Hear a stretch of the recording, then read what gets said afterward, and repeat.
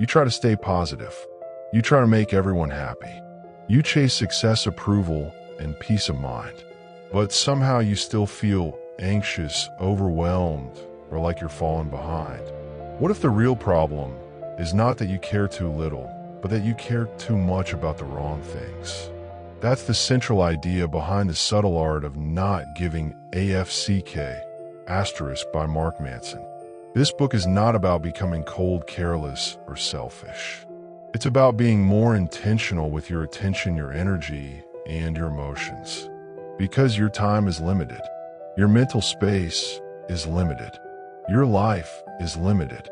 So if you care about everything, you'll end up drained by everything.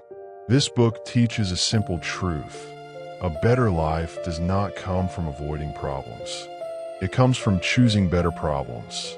And that one shift can completely change how you work, love, fail, and grow. Most people live as if everything deserves their emotional reaction. A rude comment ruins their day. A social media post makes them compare themselves. A delayed message makes them overthink. A small failure feels like proof they're not good enough. But the truth is, your mind is like a limited battery. Every worry, every fear, every random opinion you absorb takes away your energy. The first big lesson is simple.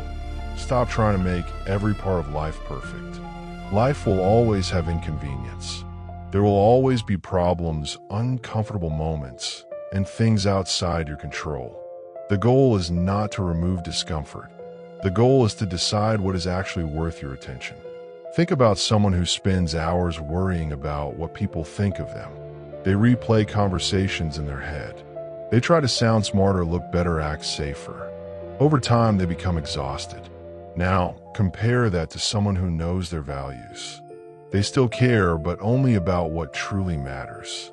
Their work, their health, their close relationships, their peace. The second person has more freedom, not because life is easier, but because they stopped wasting energy. A lot of stress disappears when you stop treating small things like emergencies. One of the most refreshing ideas in this book is this. Life is always going to involve struggle. That may sound negative at first, but it's actually freeing.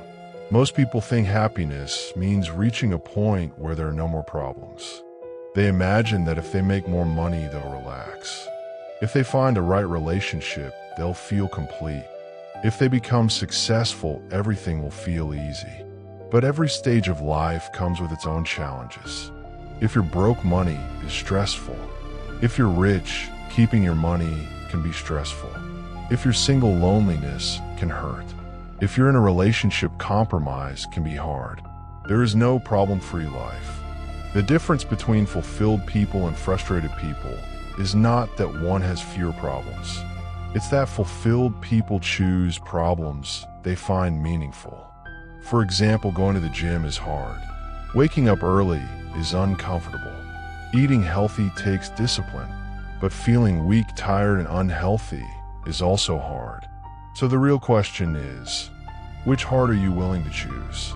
A person building a business deals with uncertainty, setbacks, and rejection.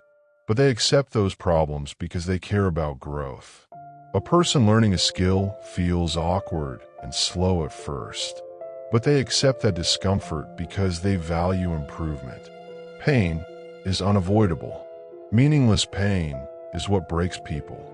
Instead of asking how to avoid struggle, ask what struggle feels worth it to you. That question alone can save years of frustration. Another major trap in modern life is the pressure to feel good all the time. We're surrounded by messages telling us to be positive, confident, successful, and emotionally perfect. If you feel sad, people say fix it. If you feel anxious, hide it. If you feel lost, pretend you're fine. But trying to avoid negative emotions often makes them stronger. When you feel bad about feeling bad, you create a second layer of suffering.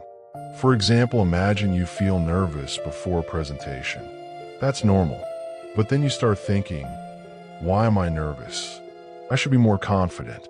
Something must be wrong with me. Now you're not just nervous. You're ashamed of being nervous. That's where real suffering begins. Negative emotions are not always signs that something is wrong. Sometimes they're signs that something matters.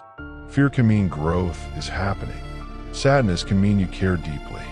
Discomfort can mean you're stretching into a better version of yourself. A student preparing for exams may feel pressure. That pressure does not mean they're failing. It means they care. A person healing after heartbreak may feel grief. That pain is not weakness. It's proof that something mattered. You don't need to be happy every day to have a good life. You need emotional honesty. The people who seem strongest are often not the ones who feel less pain. They're the ones who stop running from it. The next time you feel uncomfortable, don't rush to escape it. Pause and ask yourself what this feeling is trying to show you. Sometimes peace begins when you stop fighting reality. One of the most important ideas in this book is the difference between fault and responsibility. Not everything that happens to you is your fault. You may be hurt by people. You may face unfair situations. You may experience loss, rejection, or disappointment. But even if something is not your fault, your response is still your responsibility. This is where most people stay stuck. They spend years blaming their past, their parents, their boss, their bad luck, or their circumstances. And while some of those things may be real, blame does not move your life forward. Responsibility does. Imagine two people lose their jobs. The first person says, "This always happens to me. My life is unfair." The second person says, "This hurts. But what can I control now?" Same problem, very different future. Responsibility is not about guilt. It's about ownership. It's the moment you stop waiting for life to change and start changing how you respond. That mindset affects everything. Your health improves when you take responsibility for your habits. Your relationships improve when you take responsibility for your communication. Your confidence improves when you take responsibility for your actions. You may not control what happened, but you always have some control over what happens next. One of the deepest lessons in the subtle art of not giving a FCK asterisk is that your emotions often come from your values. What you care about determines how you feel. If your self-worth depends on likes, attention, or approval, your mood will constantly rise and fall. If your value is looking perfect, every flaw will feel painful. If your value is being right, every disagreement will feel like a threat. If your value is impressing others, you'll never feel secure. But if your values are healthier, your life becomes steadier. If you value learning, mistakes become useful. If you value honesty, hard conversations become meaningful. If you value discipline, short-term discomfort becomes easier. Most people never question what they're measuring themselves against. They just inherit values from society. Be popular, look successful, never fail, always be winning. But those values create fragile people because they depend on things you cannot fully control. You cannot control how everyone sees you. You cannot control whether life always goes your way. You cannot control outcomes perfectly. Strong values are built around what you can influence: effort, integrity, growth, patience, and presence. Here's something most people get wrong. They think they need confidence before they act. They wait to feel ready. Ready to start a business. Ready to speak up. Ready to leave a bad situation. Ready to begin again. But confidence usually comes after action. Most growth starts messy. You speak before you feel fully prepared. You start before you feel fearless. You try before you feel certain. Waiting for perfect clarity is often just fear wearing a smart disguise. Courage is not the absence of discomfort. It's the willingness to move while discomfort is still there. If there's one lesson from this book that matters most, it's this: your life is shaped by what you choose to care about. Not everything deserves your reaction. Not every setback deserves panic. Not every opinion deserves space in your mind. A lot of emotional pain comes from unconscious caring. You care about being liked by people you don't even respect. You care about proving yourself to people who don't matter. You care about outcomes that are not fully in your control. And slowly, without realizing it, your peace disappears.